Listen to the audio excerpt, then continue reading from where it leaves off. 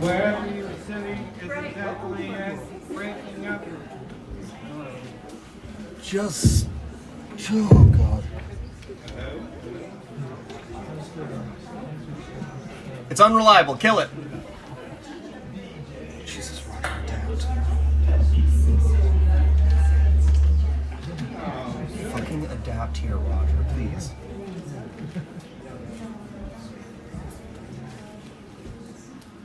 Well, that was our first bit of technical fun. Welcome to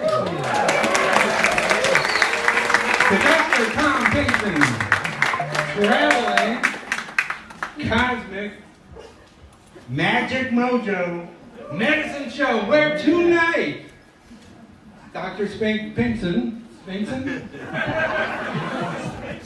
going to cure what ails you. He's going to take your heart and open it wide.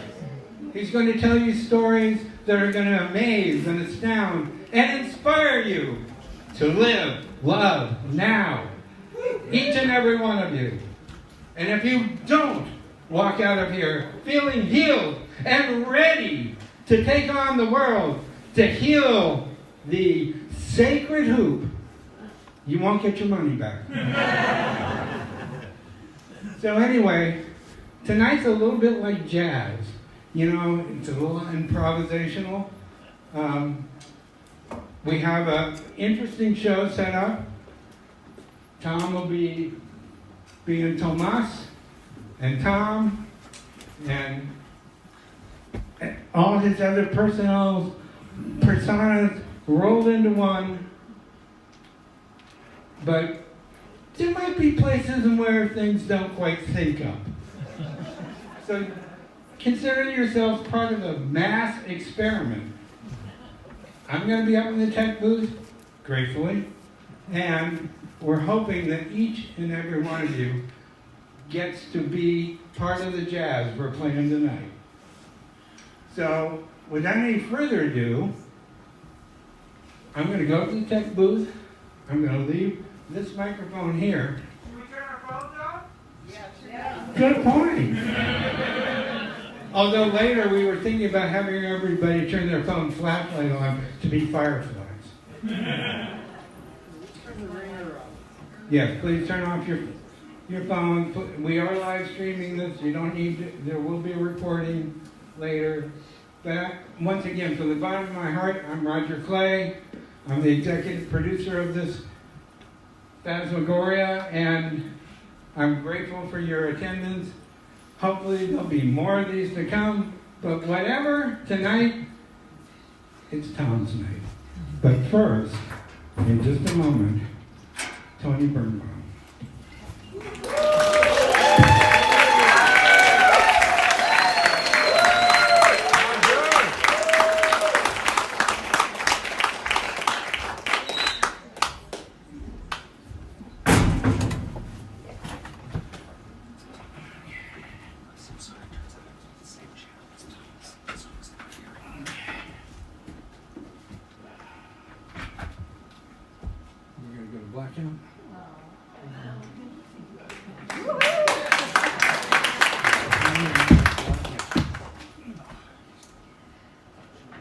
What will you put in the bowl of your life when the ceremony comes to an end?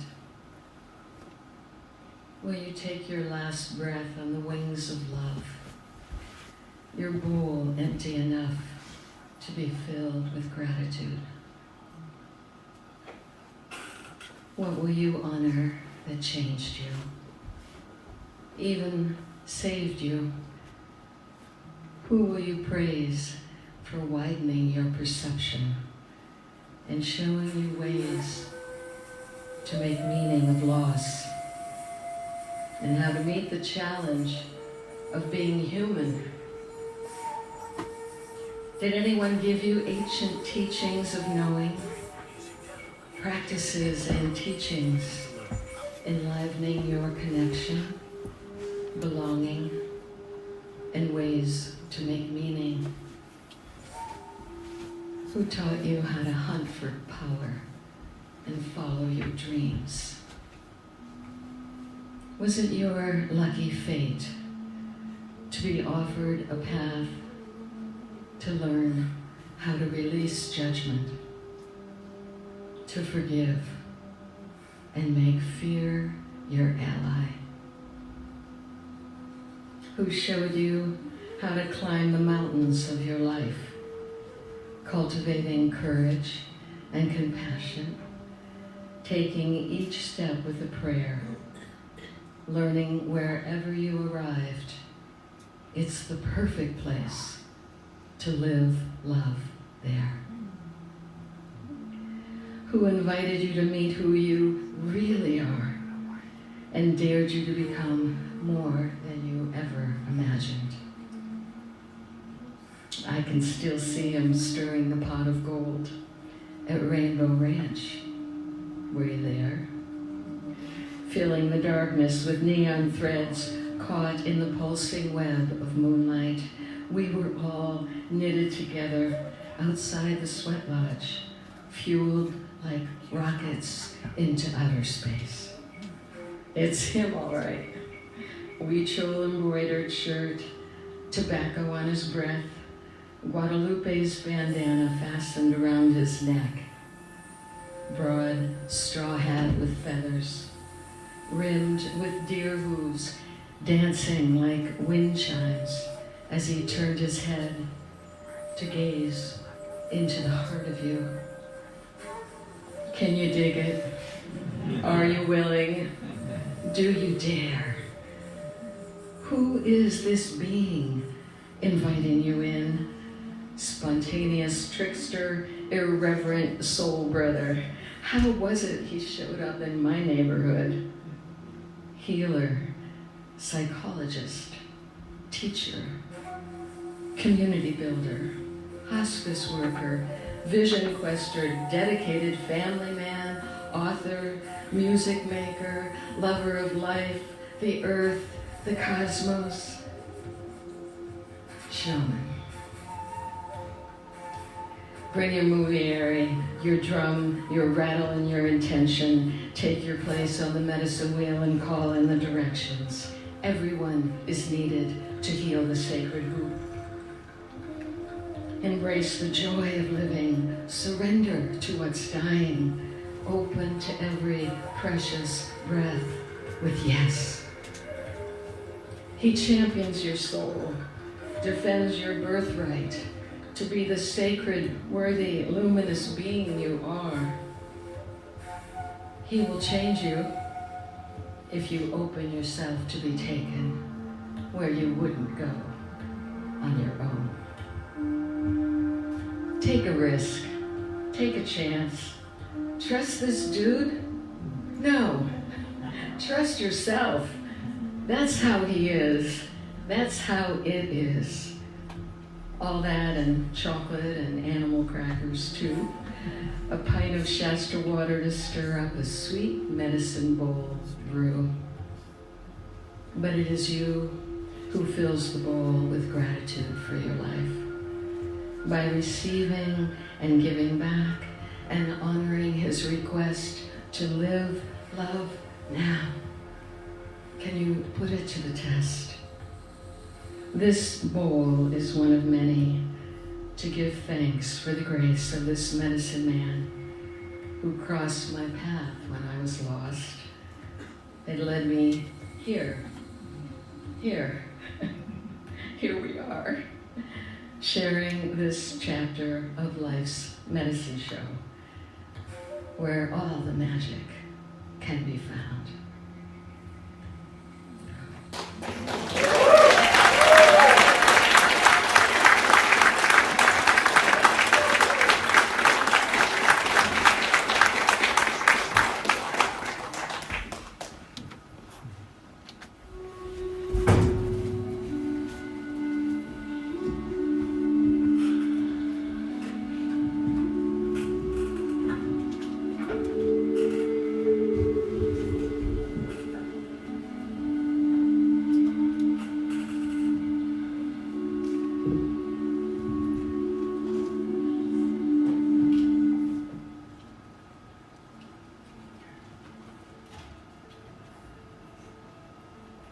Tonight, you might be asking, what is a shaman?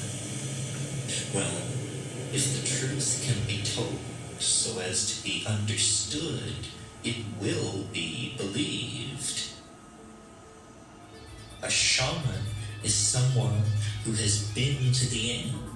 It's someone who knows how the world really works and actually seen the wiring under the board, stepped outside the confines of learned culture to yield systems of knowledge which can be brought back into ordinary social space for the good of the community. So in the context of 90% of human culture, the shaman has been the agent of evolution. And what shamans are people who have been able to decondition themselves from the community's instinctual distrust of the mystery and to go into this bewildering higher dimension and gain knowledge, save souls, cure, commune with the ancestors. A shamanism is not a religion, it's a set of techniques. And the principal technique is the use of psychedelic plants. What psychedelics do is they dissolve boundaries.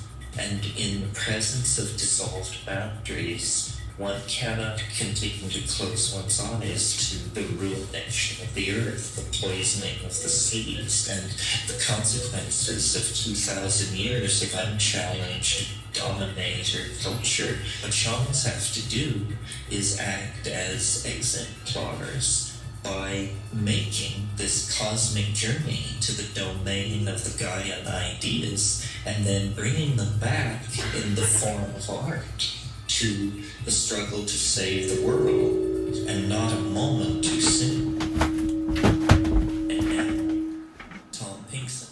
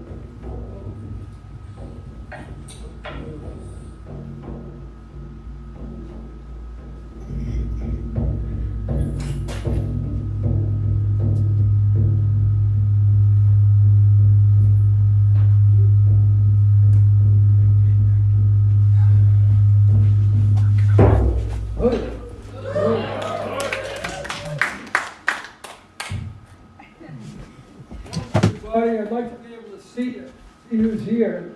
Roger, can Reverend turn on the lights a little bit? Hold on. This is some of that jazz we were talking about. Way to get here. I just want to appreciate everybody who's here. So the mic's going in and out.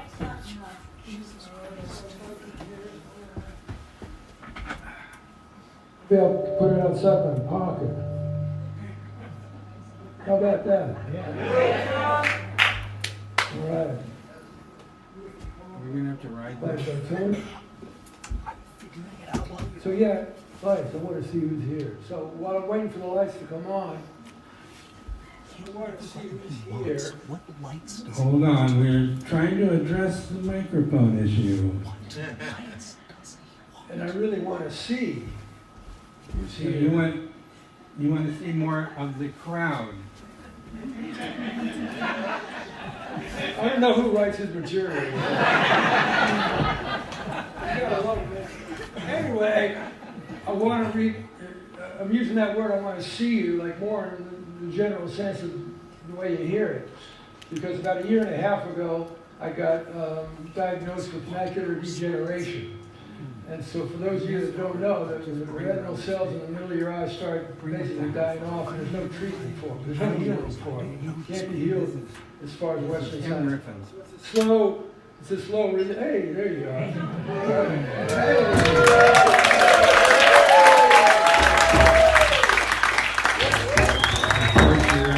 This completely goes against everything that we stand for.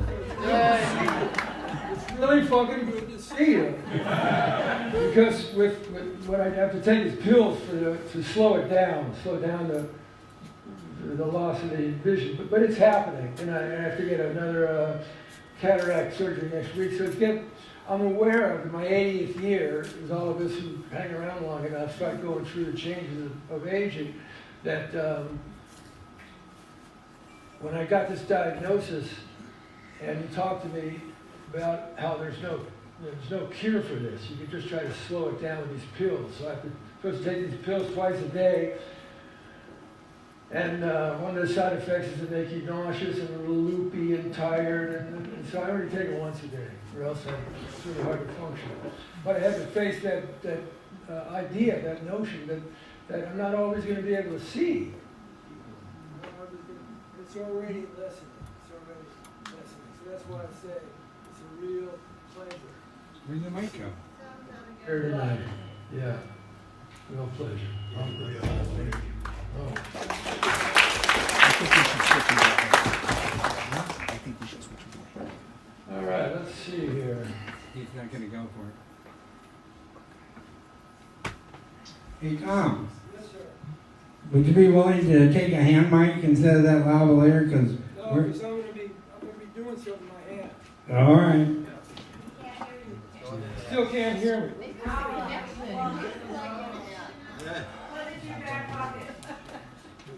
Hook it to my tuchus. Wife says I'm having tuchus. Thinking about getting both. All right. You want me to ride? Got any better? I think it's where the mic meets your mouth, Cal. Where's the microphone? The better when I hold it. Let's try this. Hang on there. Well, in that case, you might as well just take Put it right up front center. Use that word.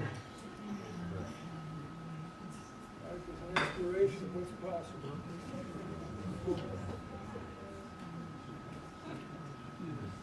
And I got this thing right here.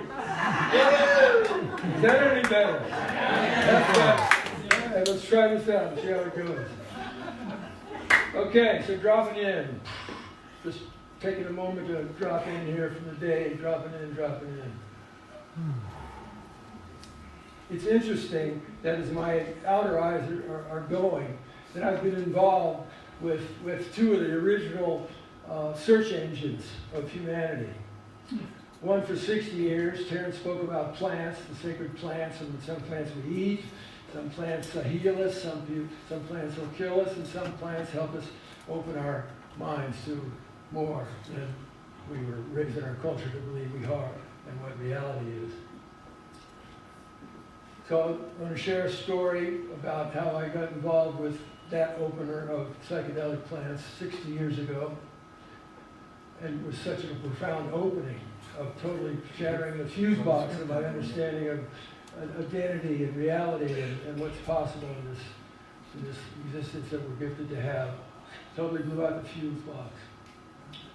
Later I was introduced a number of years later to a second perceptual lens of the vision quest. Throughout all our ancestors, wherever you go back far enough, went out and spent time in nature and solitude, alone paying attention to how nature works. So I've been involved with those vision quests now for 50 years.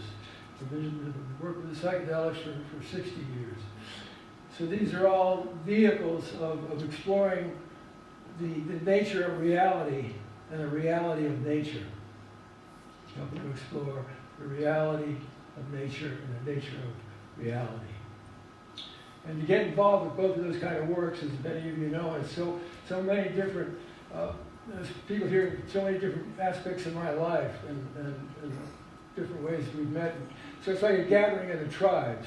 So it's great to have everybody. Great to have a gathering of the tribes. And we have an opportunity to use our energy tonight in a way that well, I'll tell you about that later. So what happens with those two perceptual lenses, both of them are going to open you up to your shadow, your mortality, the way your mind works. It's going to take you into those deeper places. And it's also going to open you up to being able to receive wisdom guidance from a source that's greater than the human intellect, as wonderful as that is, and the rational mind. It's going to do both. And what comes with using those perceptual lenses, like my first indigenous teacher who brought me into vision quest work, he said, do not go out on a vision quest unless you're willing to take more responsibility. Do not go. And the same thing can be said about working with sacred plants, sacred medicines, in a responsible way. Do not open those doors unless you're willing to take on more responsibility. Because it comes with assignments too. Now I cut out coyotes. What are you going to do doing its thing? But you get assignments, you get homework. And it's really important to do the homework, because you've opened the door, you ask for guidance, and if you don't honor it, you're going to get your ass kicked in some way or worse. So I'm here tonight to share the fruits of 60 years of using one particular perceptual lens and 50 years of using this other perceptual lens, and what comes through there, to share the fruits of what comes through in a way of using song and story, sacred story, and music and ceremony. So I was assigned to, I'm here tonight to try to fill that assignment, to fill that. So to do that, I need to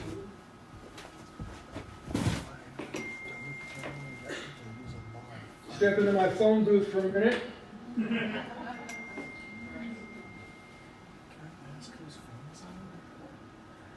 So you know Brother Ron Nadeau, he gave me this coat many years ago. My wife refuses to go out in public with me wearing it. So I don't get very many opportunities to wear it because she's not here, so I'm wearing it today.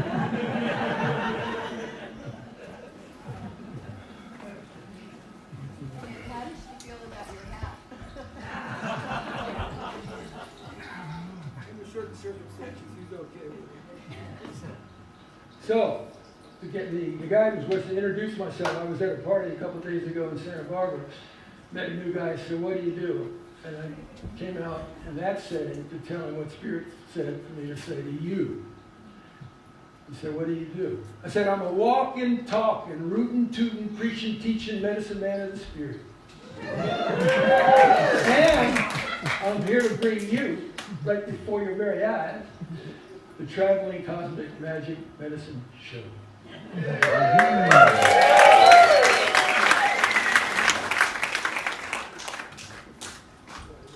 Need my guitar. That's fine.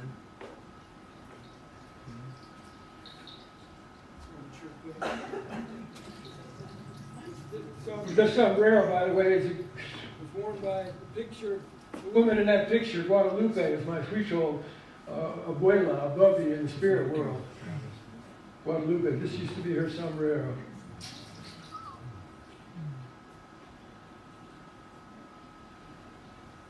So the culmination of, it's right there.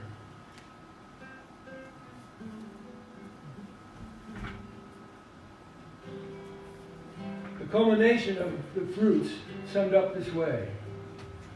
I am a sacred, worthy, luminous being. I am a sacred, worthy, luminous being. I am a sacred, worthy, luminous being. And I am love, and my love is for you. I I am love giving. Now what's true about me, same thing's true about you. You are a sacred, worthy, luminous being. You are a sacred, worthy, luminous being. You are a sacred, worthy, luminous being. And you are love, and your love is forgiving. And you are love, and your love is forgiving.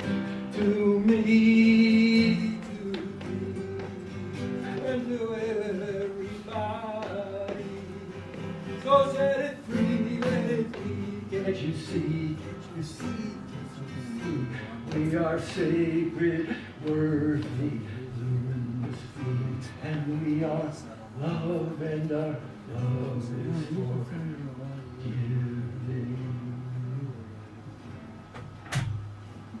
So that's the culmination of those 60 years. And I want to know about.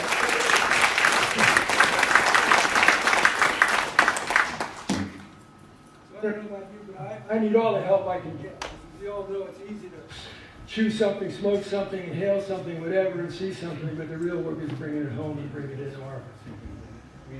into our lives. So I need all the help I can get.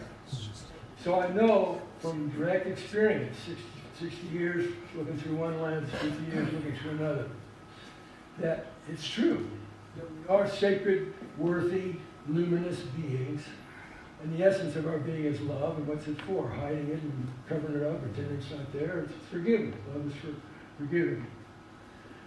So I decided to make up a bracelet that had that written on it. And I had a whole bunch of them made up for you. Now, I left the some bitches at home. I'm doing a retreat tomorrow, so there's 2 suitcases and stuff for that. Suitcase and stuff here. I forgot the bracelets. But here's why it's important for you to listen up. Some of you have gotten these before. So it says, I'm a sacred, worthy, luminous being. I am love, and my love is forgiving. So after a couple of years with that bracelet, it occurred to me, a slow learner, said that's true. All of that's true. But it's a passive statement. You got to put it into action. So now what? Okay, so you're sacred, worthy, luminous being, and love, and your love is forgiving. Put it into action. Live love now. So on the inside of the bracelet, it says live love now. So I'm going to energetically give you every one of those so you can remind yourself later on, because there's going to be a quiz, a pop quiz. And the answer, I'm going to tell you up front what the answer is. We'll see. Some of you are aging like me, your memory's like me. We'll see how many people remember it when the pop quiz comes. And the answer is, what do I do after I wake up and I wise up and I live love? There it is. Live love now. Okay, that's it. All right. Okay, so my sombrero on. Now I didn't always start out with well, actually, I think I did probably start out when I was a sacred, worthy, luminous being. I think we all started out that way. But then we get stepped on by different forces in our lives that, crunch us, wounds, traumatizing, whatever. So I want to share just a little bit of background about how I came to do this unusual thing of working with psychedelics for 60 friggin' years and going up to the mountains, to the desert for 50 years. And I'm somebody who lifetime creature comforts. I just love my creature comforts. So what's going on? What led to like 50 times a year? 50 times over 50 years, once a year, leaving all of that and going out and fasting. And I love to eat and nature and solitude and what Eurocentric culture calls the wilderness. Mountains, deserts, back into sanity. So, what got me going on this path? What were the causative factors that led me to pick up those 2 lenses and use them and continue to use them? And I'm somewhere in my life when I find something that works, keep working it. As long as it's working, just keep working it. Just keep working it. Why give it up if it's still working? So a couple of months ago, I did my 50th year vision quest thing. I'm excited to go out on the next one. Great Spirit willing, I'm alive next March. I'll go out on the other next one. I'm looking forward to it. So what causative factors for this path? I was fortunate to traumatic birth, traumatic labor, born into parents that really loved me. That really loved me. I got that love. I felt that. Wouldn't be here without it if I haven't got that in those early years. Because when I was 3.5, I got whacked. Think about a little 3.5-year-old innocent kid. Got whacked, yeah. My dad died 2 months before my 4th birthday. I knew he had been sick, but I had no idea he was going to be dying. And there was nobody there. My mother, who was in the hospital with him while he was dying, which I didn't know, had a breakdown, and her son needed to go to an emergency thyroid operation, which would take 6 weeks to recover from. And in those days, 1949, New York City, they did not let children into the hospital to see their parents. So I'm just bopping along with my life, you know. All of a sudden, Dad's gone, Mother's gone. My dad had 7 sisters, so my 10-month-old sister and I are, you know, bouncing around amongst the 7 sisters, and I have no clue. No funeral, I don't get to see a dead body, there's no memorial service, none. It's just, so where does all that energy go? It implodes inward, all the grief that wasn't addressed, the sorrow, the life, totally, I don't know what's going on. My dad's gone, my mother's gone, I don't know. All of that energy imploded in terms of producing life-threatening illness of asthma. And if anybody here doesn't believe you can't die from asthma, one of my closest friends died from an asthma attack. And when an asthma attack happens, it's really panicky, it's really scary, especially for a little child who's lost his dad.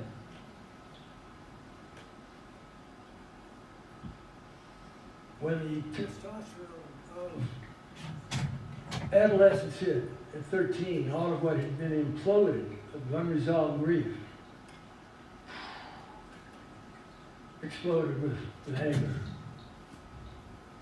And the story I was running to myself was, the world fucked me over, I'm gonna fuck it over twice as bad. So it took me down a dark road and started drinking real heavy, getting drunk, getting into a lot of trouble, juvenile delinquency and a street gang and physical violence with fights. And grateful to this day to what I call the angel protection, that I'm alive and not in jail for some of the things that happened, or one molecule of change could happen. Two guys I got into fights with had to go to the hospital. Either one of them or both could have died, and I would have been up on manslaughter charges.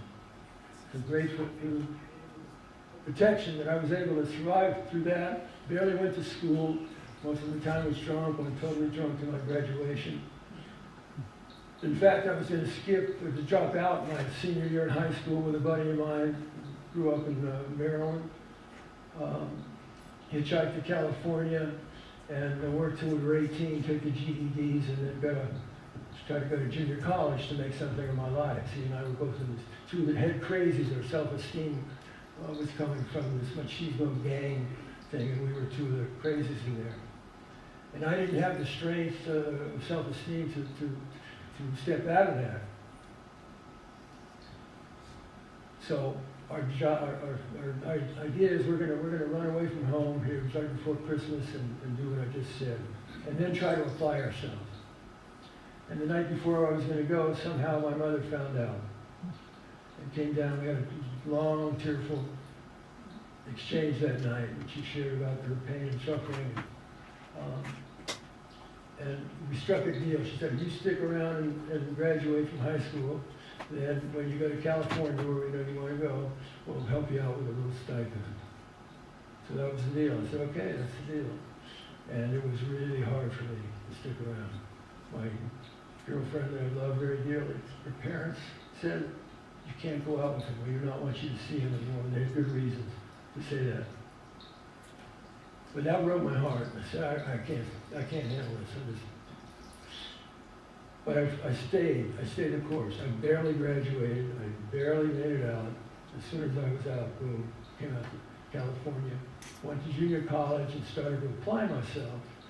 I wanted to prove to myself that I wasn't a loser, that I could do it, I could succeed. And I did. All I did was study and go to the gym and train with weights. That's all I did.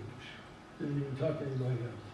Made the dean's list, I made the honor society. All of a sudden, doors were opening to me that wasn't open before. Transferred up to San Francisco State in 1965, which is the start of the, call it what you will, the hippie renaissance or whatever. And here I was, a pretty straight dude. I mean, alcohol was my drug. Coming up to that renaissance that was fueled by LSD. And that was just in the whole zeitgeist all over, that's where it was happening. Everybody was talking about it, students was.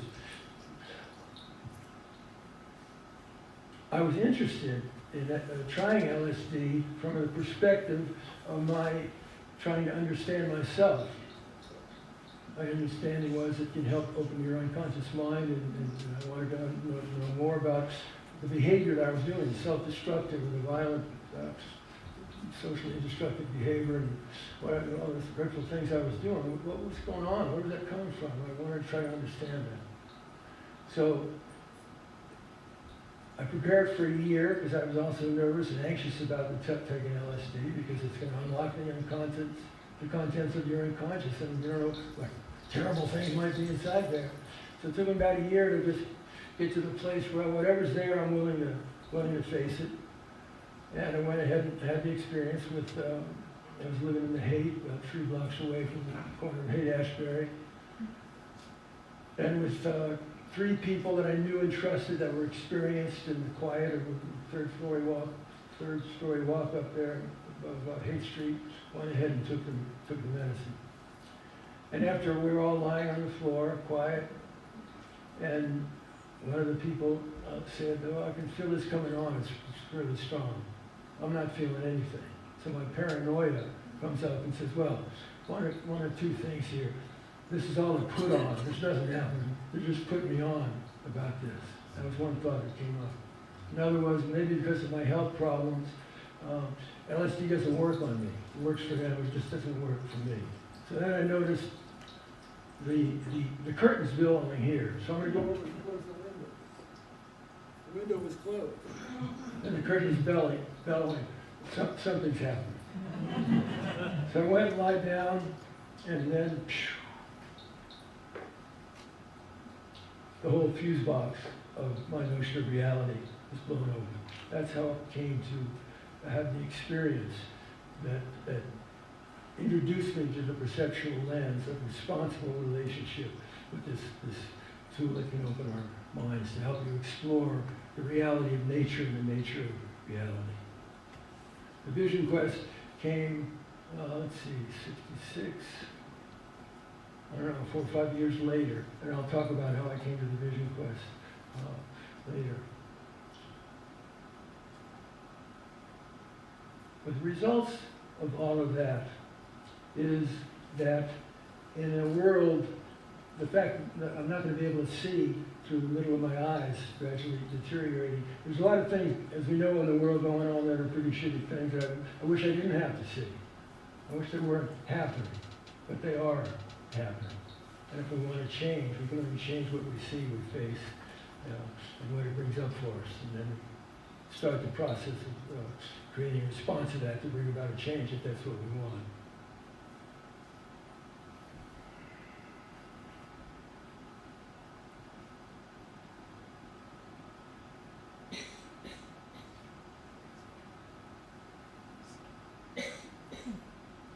Listening, dropping in, just listening, dropping in. From the dropping in and listening with those 2 perceptual lenses, I learned about some good news. So in the midst of a lot of bad news in the world, I want to share some good news with you tonight. Some gospel good news. And then I'm going to give you a guarantee about tonight. I'm going to give you a guarantee about tonight. So, good news. What's the good news? I think what I'm going to be saying here, a lot of you already know, but it's like rubbing sticks together, and bring the fire through.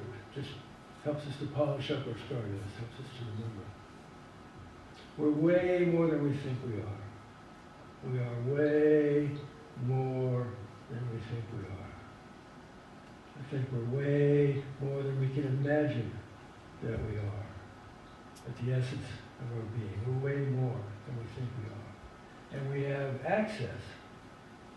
Each and every one of us here has access to the creative wisdom power of the universe. We all have access to the wisdom creative power of the universe. The third piece of good news. We have cosmic codes that are built into us by the wisdom of evolution. And when we find the ways of activating those cosmic codes, they bring forth the guidance and the energetic empowerment to seek and find and walk your heart path to completion. So when you reach the end of your life path, however long it's going to be, you're able to look back on your life and feel good about how you lived it. Those cosmic codes that are built into us, when they're activated and cultivated, provide that wisdom guidance to help us find our heart path and what it takes to follow through the actions, even if they don't fit into your ego's comfort zones. And most of the time, they're not going to fit in. There's no growth in the comfort zone. And what we have the possibility of doing here tonight, I'm going to share with you, and in a few moments we're going to go into some ceremonial work here, to open a doorway, a portal, to be able to activate and nurture and support those cosmic codes that are inside all of us. Are you ready for that? Yes. All right. Hallelujah. Okay, so we're going to take a shot of red eye here, and then we're going to need to turn the lights on. And I'm going to ask you to, I need your help with everything tonight here. Oh, and the guarantee.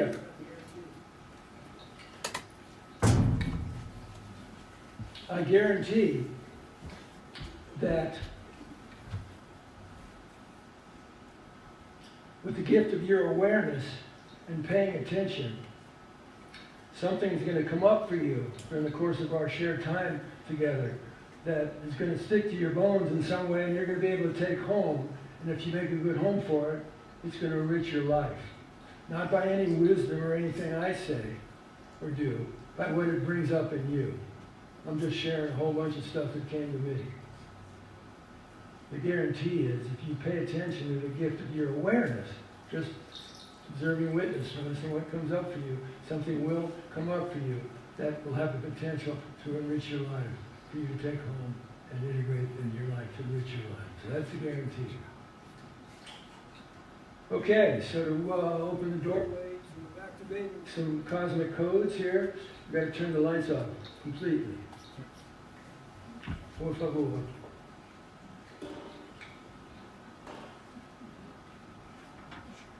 Is anybody listening? Oh, we're listening. Keep going, baby. All right.